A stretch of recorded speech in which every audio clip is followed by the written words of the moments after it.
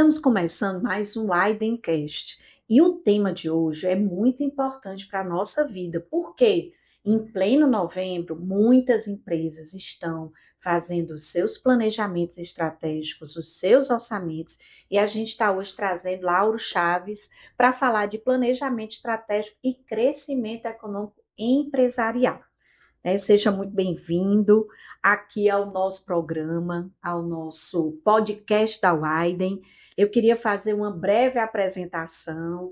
Lauro Chaves Neto é economista pela Universidade Federal do Ceará, pós-graduado em Finanças pela FGV de São Paulo, mestre em Administração de Empresas pela Universidade Estadual do Ceará, doutor em Desenvolvimento Sustentável e Planificação pela Universidade de Barcelona, professor da UES, pós-doutorando pela UMES e também é ex-presidente do Corecon, ex-presidente do IBEF, Ceará, ex-conselheiro do COFECON, que é o Conselho Federal de Economia, e atualmente é consultor do SEBRAE e assessor econômico da FIEC.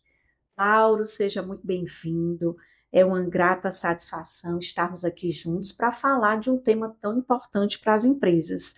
Antes de iniciar, a gente sempre tem uma pauta para que você fale um pouquinho da sua trajetória profissional e inspirar principalmente os nossos alunos da área de gestão, da área de economia, da área de contabilidade, porque eu queria lembrar que o professor Lauro, ele é professor da área de contabilidade, no curso de contabilidade, mas da área de economia e da área de administração, lá da Universidade Estadual. Então, eu queria que você desse uma fala para esses nossos estudantes, futuros estudantes e vários profissionais que estão aqui nos ouvindo e assistindo, né? Lembrando que nós estamos no Spotify e também no canal do YouTube, tá certo? Sobre a sua trajetória na área de economia, na área profissional.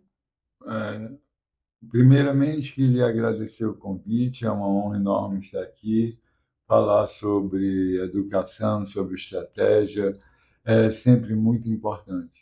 Se tem uma palavra inicial que eu poderia dar para os alunos atuais e potenciais alunos de EAD da Widen, que vem buscar os polos EAD, é que a educação ela é um ponto, não é um ponto de partida nem um ponto de chegada. A educação é sempre contínua. Nós temos que estar sempre estudando, sempre nós profissionais, nós da área técnica, nós da área financeira, da área comercial, da área de pessoas, da área de operações, qualquer área que seja, a educação precisa ser contínua. Nós nunca podemos parar de estudar, nenhum de nós. E isso é cada vez mais urgente, porque o conhecimento, a tecnologia nas últimas décadas, tem se transformado de uma maneira cada vez mais rápida. Então, isso nos obriga a nos atualizarmos sempre para poder ocuparmos nossos lugares no mercado de trabalho, na nossa vida profissional e pessoal. Que maravilha, obrigado por essa mensagem espetacular. E aí a gente vem, né, através desse profissional ímpar, inspirando muitas pessoas ao longo da sua carreira acadêmica e profissional, mas a gente queria conhecer um pouco mais como foi que a sua decisão para fazer esse curso de economia, né, e se aprofundar, né, como você vem estudando continuamente na área acadêmica e profissional.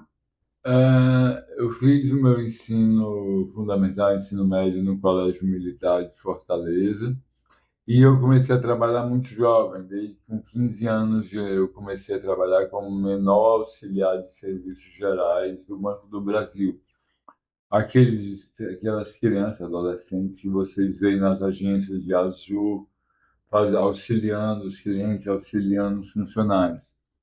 E provavelmente a somatória dessa minha iniciação profissional no Banco do Brasil com 15 anos de idade, mais o meu gosto que eu tinha, especialmente por duas matérias, matemática e história. E eu sempre procurei alguma profissão onde eu pudesse estudar muito matemática, estudar muito história, e eu trabalhava no banco e isso me levou a escolher economia. Porque se eu escolhesse talvez direito, talvez administração, eu ia estudar um pouco a matemática. Se eu escolhesse engenharia, ou qualquer uma das engenharias, talvez eu fosse estudar muita matemática, mas pouca história. E a economia é um curso que nos permite estudar ambas as coisas e isso não tem limite, nem matemática, nem história. Que maravilha. Então, você que está aí nos assistindo, nós temos aqui o curso 100% digital de economia, né? E aí é um curso, como foi colocado aqui pelo professor Lauro, que abre a sua mente, abre os caminhos, né? E junta duas paixões, porque você tem que ter um conhecimento histórico, porque a economia, ela traduz ações da história em números e vice-versa, tá certo? Lauro, e em relação, né, a escolher a docência, como foi que a docência surgiu na sua vida? Desde sempre, desde o ensino fundamental, durante o curso de graduação, sempre nós temos trabalhos de equipes e sempre tem alguém que apresentar os trabalhos. Eu sempre era aquela pessoa que, não, a parte de apresentar, deixa que eu apresento. E nas minhas atividades esportivas e sociais, desde criança, adolescente, eu sempre fui muito comunicativo. Então, eu acho que isso é uma tendência natural de quem gosta de falar, e de que precisa estudar bastante, então, e contribuir para o aprendizado dos outros. Todo aquele que gosta de ensinar, ele ensina tudo o que sabe, ele tenta passar o máximo para compartilhar, porque conhecimento, quanto mais você ensina, mais você aprende. Que maravilha. E só voltando um pouquinho mais pela sua trajetória profissional, né, logo depois do banco, você caminhou e como é que você chegou onde você está hoje, né? Um assessor de instituições grandes, trabalhando com consultoria há muitos anos, né? E se destacando sempre uma referência na área econômica. A carreira que cada um de nós tem depende muito das oportunidades que nós vamos tendo ao longo da vida.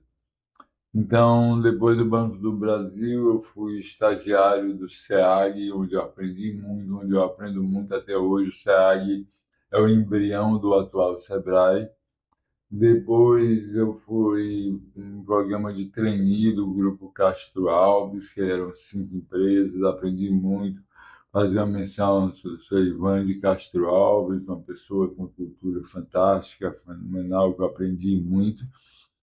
E depois de lá eu fui morar em São Paulo para fazer meu MBA em Finanças na Fundação Getúlio Vargas. Passei 2 anos em São Paulo, trabalhando, estudando na Fundação Getúlio Vargas, que até hoje é um dos melhores centros de gestão, finanças, estratégia do Brasil, e trabalhando na Sharp do Brasil, no grupo Maclin, que era na época o 20º maior grupo do Brasil. Tinha Digibanco, tinha Sharp, Cid, Facit, eram 30 mil funcionários. Então, e quando eu concluí meu MBA, 2 anos, teve a oportunidade de ficar em São Paulo, mas eu gosto bastante de Fortaleza. Eu voltei e já comecei no ramo da consultoria desde 1993. Então, de lá, de 93 até hoje, eu tenho atuado bastante na área acadêmica. Eu comecei em 93 mesmo a ministrar aula na universidade, tá? Eu estou desde essa época na universidade. E na consultoria em empresas públicas e privadas. Como foi falado, meu doutorado é em desenvolvimento regional e planejamento territorial, e isso abriu outras portas, porque isso trabalha muito com a questão do planejamento público, com a questão das desigualdades, com a questão do desenvolvimento econômico.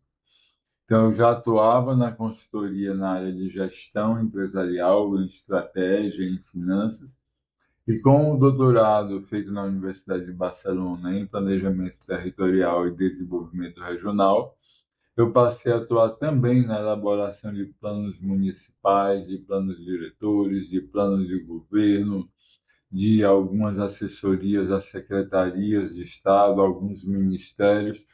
Então, dessa forma, a consultoria ganhou dois eixos, um para empresas privadas, um para empresas públicas. E isso é muito bom, porque uma coisa alimenta a outra em conhecimento. E nos últimos anos, desde que o presidente Ricardo Cavalcante assumiu a presidência da FIEC, ele nos convidou para contribuir com a sua gestão na assessoria econômica. Então, interpretando e tentando trazer vários elementos para a melhoria da competitividade da indústria cearense. Pois é, e falando, né, dessa área de economia, nós estamos nesse momento buscando, como empresas, de uma forma geral, fazer planejamentos estratégicos, definir como é que vai ser o próximo ano de 2026. Eu queria que você falasse um pouquinho para aquelas empresas, pequenos empreendedores, né, que estão aqui nos escutando, como é que a economia, qual é o cenário econômico para o ano de 2026? E depois um pouquinho sobre como é que o planejamento estratégico pode ser uma ferramenta para alavancar as empresas. A estratégia ela é fundamental, tanto na nossa vida pessoal como na vida profissional. De uma forma bem simples, o que é estratégia? É você identificar onde é que você está hoje e para onde você quer ir, como você quer estar no futuro. Então, cada um de nós pode fazer isso na vida pessoal. O que é que você quer ser daqui 5 anos, daqui 10 anos? Quem faz essa pergunta, quem estabelece objetivos de onde quer chegar, aí você começa a fazer uma série de atividades que contribuem para onde você quer ir. Se você não tem uma estratégia, se você não tem esse norte para onde você quer ir, você acaba fazendo coisas muitas vezes que são contraditórias. Você faz um curso para uma direção e outro para outra. Você faz uma oportunidade de estágio para uma área e outra para outra que às vezes não tem sinergia. Então, ter uma estratégia é muito importante para a sua vida pessoal. Entendido esse exemplo, para a empresa é a mesma coisa. Se eu tenho uma pizzaria num bairro de uma cidade qualquer, o que é que eu quero ser em 5 anos? Eu quero ser a melhor pizzaria daquele bairro, ou eu quero ter filial em dois, três bairros diferentes? Ou se eu tenho uma empresa de confecções, eu quero vender só no mercado local, ali na João Abelino de madrugada, ou eu quero ter uma empresa que vende para vários estados do Brasil, ou eu quero ter uma empresa que vai exportar. Eu quero ter uma empresa que tem design próprio, ou que ela copia designs de ponta do mundo todo. Então, essas definições, elas estão dentro da estratégia, e quando eu tenho essas definições de forma clara e compartilhada com toda a equipe, a empresa normalmente atinge melhores resultados, ela vai mais longe, ela sabe onde quer chegar, todas as energias que existem na empresa são direcionadas no mesmo sentido. Então isso traz um grande ganho de produtividade, isso traz economia de energia, isso traz melhores resultados. Que maravilha! E aí, dentro dessa visão do que é a estratégia, para que a gente possa saber, estamos aqui e temos um ponto que almejamos, a gente vai traçar um caminhar depois de definir as estratégias, que vão ser os planos de ação.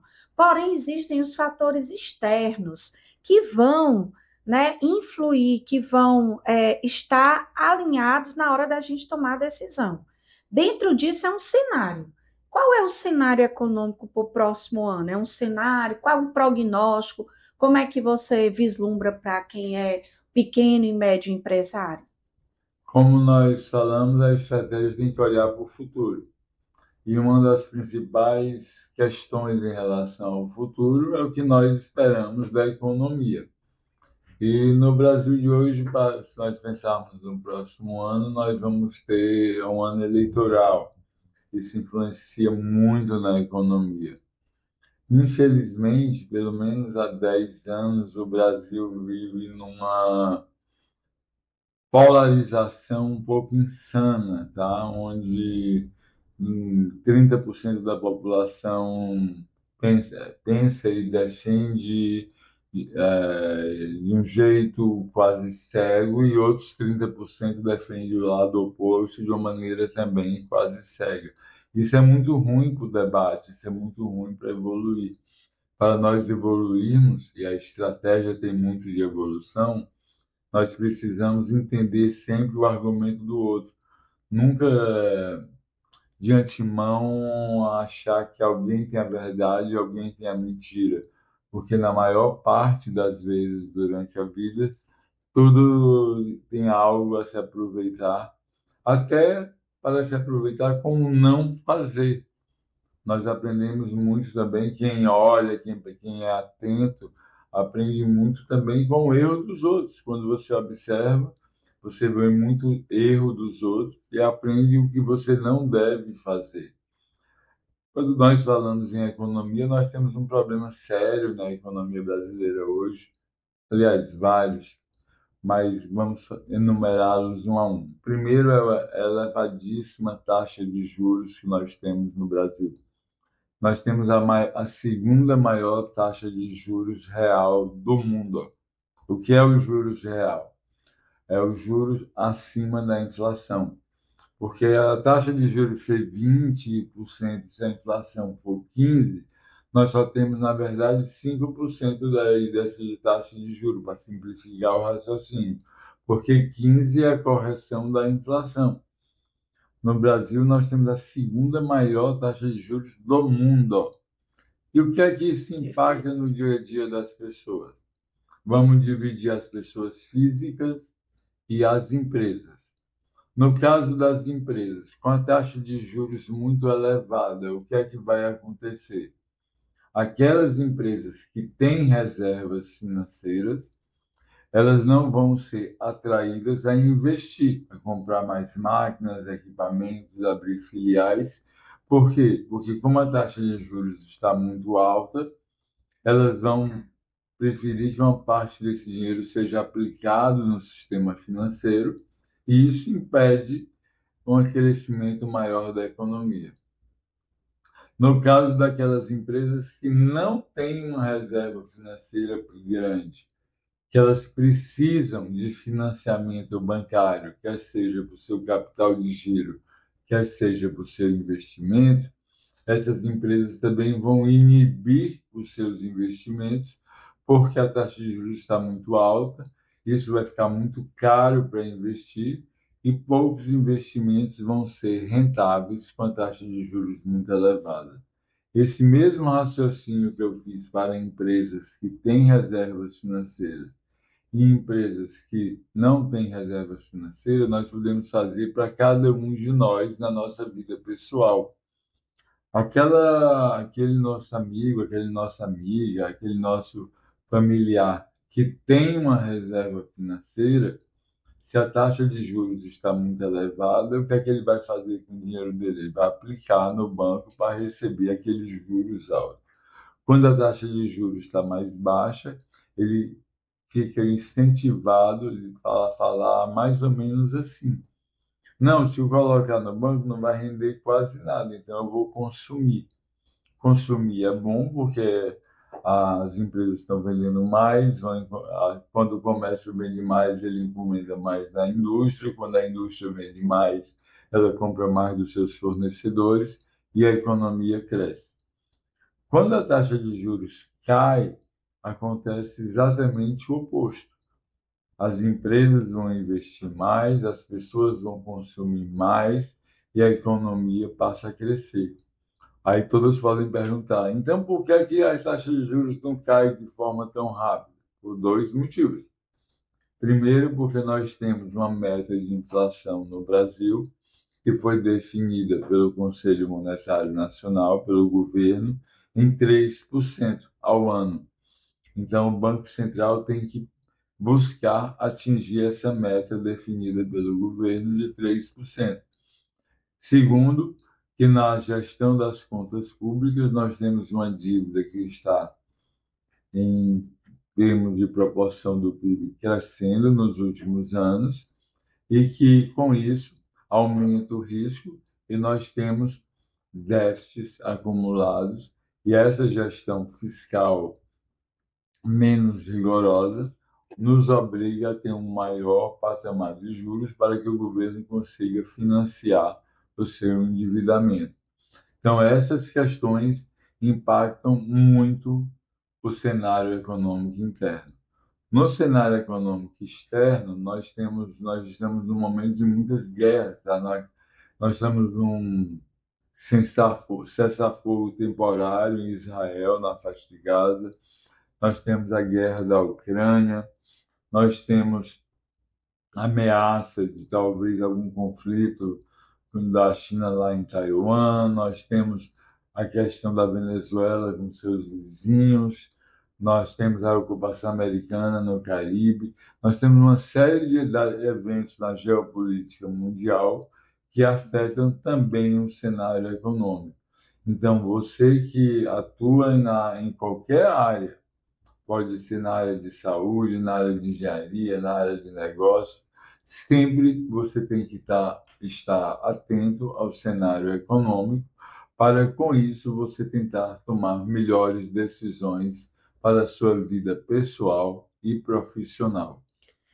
E quais são, assim, os principais erros, né? Primeiro, esse planejamento estratégico que você explicou tão bem, o cenário econômico que não é uma conjuntura tão favorável, né? Mas a gente sabe que o empreendedor, ele é uma pessoa muito positiva.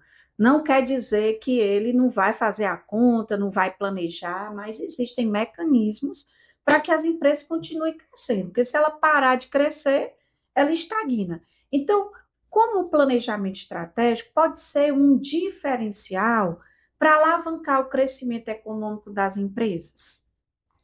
O planejamento estratégico ele reduz o risco das empresas e das pessoas. Sempre é bom lembrar, as pessoas que sabem onde querem chegar, elas vão inclusive escolher os melhores cursos de formação técnica, os melhores cursos universitários, as melhores pós-graduações, porque tem a ver com o que ela quer para a vida dela no futuro.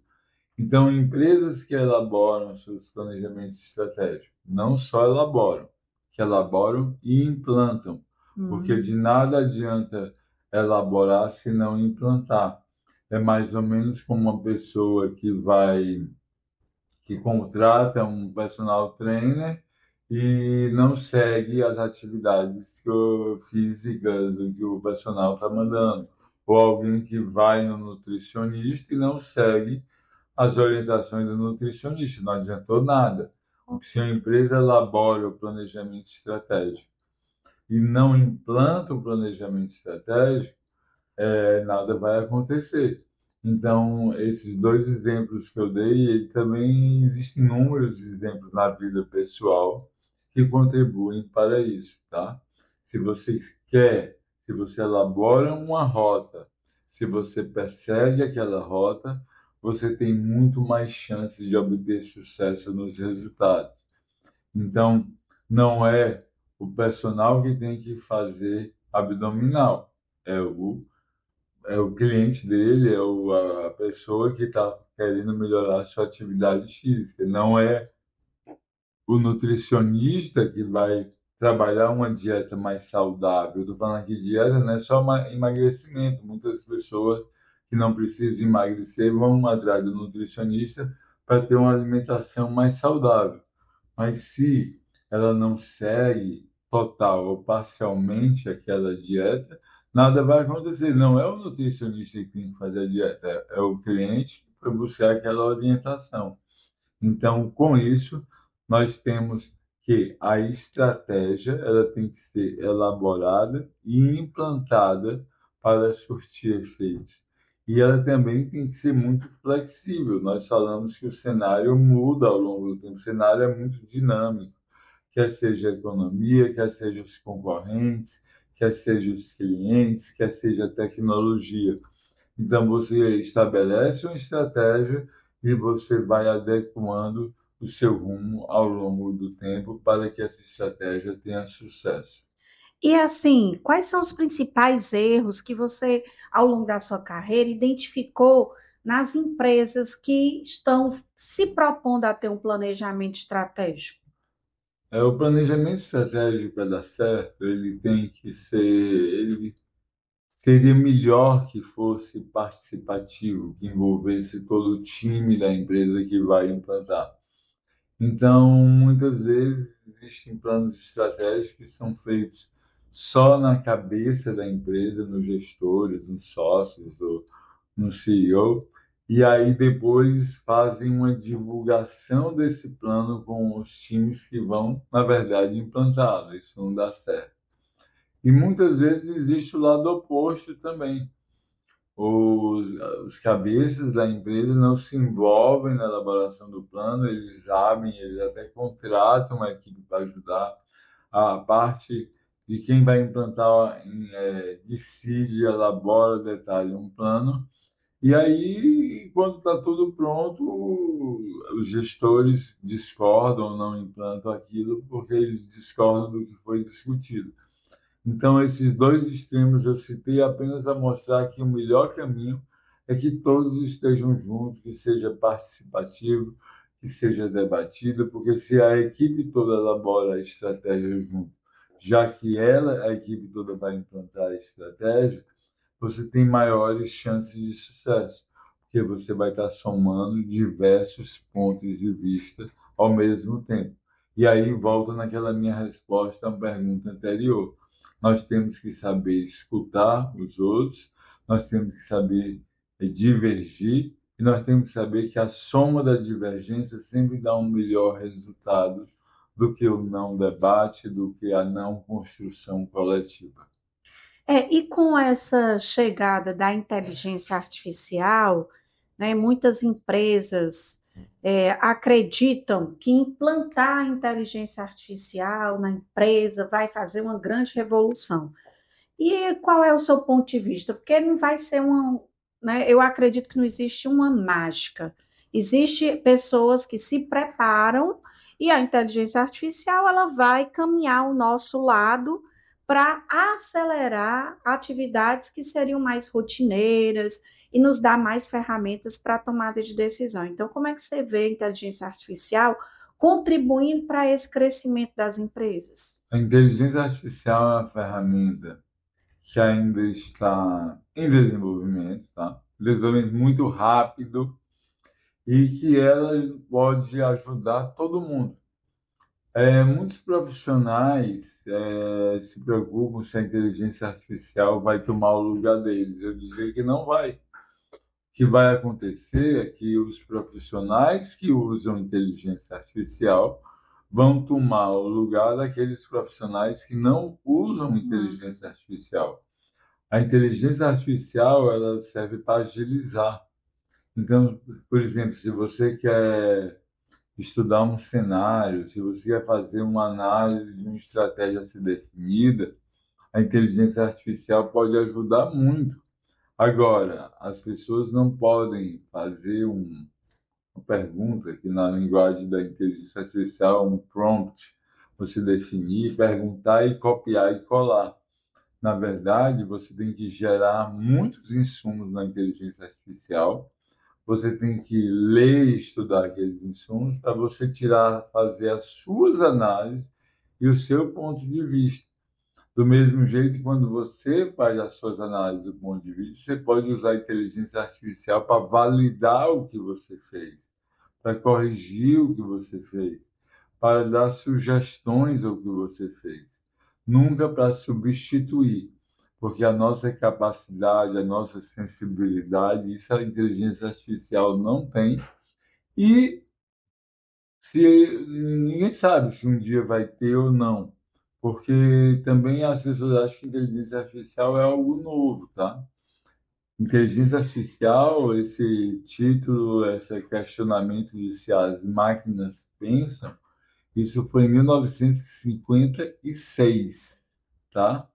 1956 já se falava em inteligência artificial, sendo que agora está muito na vida de cada um de nós, no nosso dia a dia, e para ajudar a todos os profissionais. Repito, os profissionais que usam inteligência artificial vão sim tomar o lugar dos profissionais que não usam. Bom, e aí a gente está falando da necessidade de aprender. É uma coisa nova, é uma nova ferramenta, e de uma forma geral, né, um profissional que fez o seu planejamento pessoal, né, que a gente fala PDI, o Plano de Desenvolvimento Individual, e ele quer realmente ter sucesso profissional, eu só vejo um caminho, que é o caminho da busca pelo conhecimento. E aí, nessa busca pelo conhecimento, né, aqui na Widen, a gente tem uma série de cursos de graduação, de pós-graduação, né, para ajudar nesse processo. Mas tudo começa com a decisão, né? O que você quer fazer, como, onde você quer estar no futuro, e aí você vai ver quais são as suas lacunas de conhecimento, qual é o curso que se encaixa, né? Agora, um detalhe: cursos digitais, 100% digitais ou semipresenciais, que é uma nova modalidade que a gente tem aqui, ou cursos ao vivo em que você vai estar real time com o seu professor, mas dentro do seu ambiente, porque evita os deslocamentos e você escolhe aonde você quer assistir aquela aula, que caso você não possa, fica também gravada. Isso tudo é uma nova realidade, mas ela se adapta a vida atual, principalmente de quem trabalha e tem pouco tempo e quer otimizar, né, o seu aprendizado. Eu queria escutar, professor Lauro, como é que você enxerga assim a importância, né, da pessoa nunca parar de estudar, de fazer uma graduação, uma pós-graduação? Isso vai ser um divisor de água? Será que eu já terminei aqui a graduação, vou ficar parado? Ou não é necessário estar sempre se atualizando? O conhecimento, ele é muito dinâmico, tá? Porque o mundo é dinâmico. Então, se vou em todas as áreas da nossa economia, na área de saúde, na área da gestão, na área da pedagogia, no nosso dia a dia, o conhecimento tem que sempre estar evoluindo. E para isso as pessoas precisam ser disciplinadas. E na nossa natureza, cada um de nós tem perfil diferente, tá certo?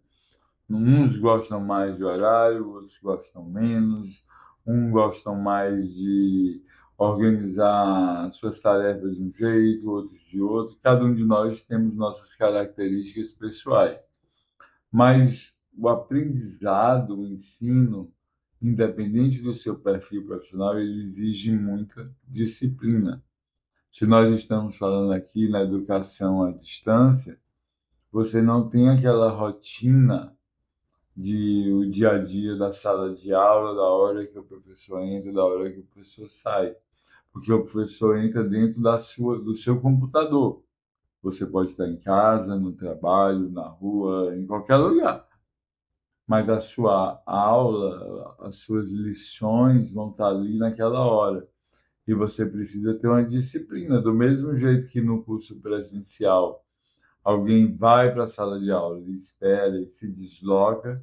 No ensino à distância, você tem uma grande vantagem nesse problema nosso de mobilidade, de trânsito, de violência.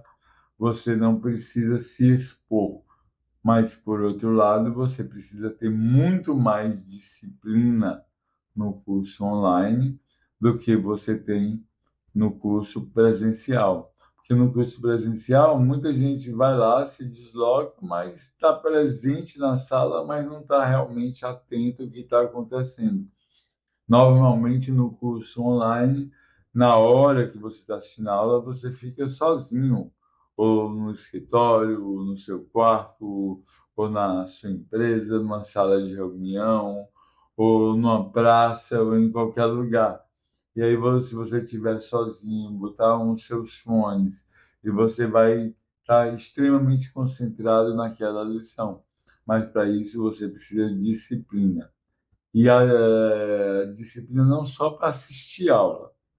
Eu repito isso diariamente com meus alunos e com meus clientes de consultoria também.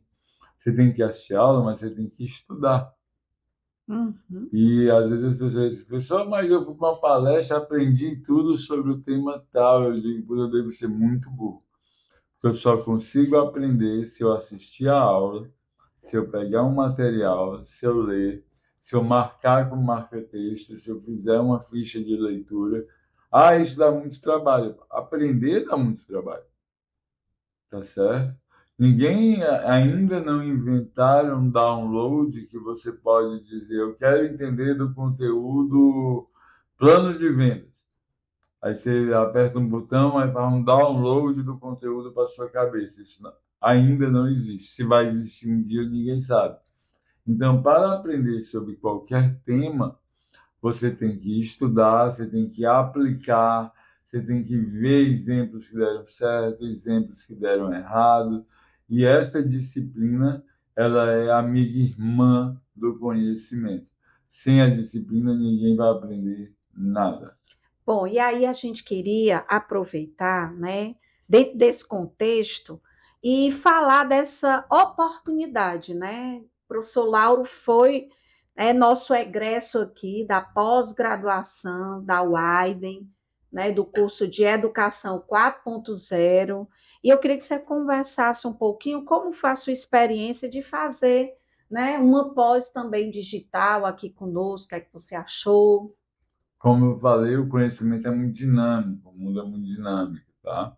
Eu tenho 56 anos de idade, mas eu comecei a dar aula na universidade, eu tinha 23 anos de idade.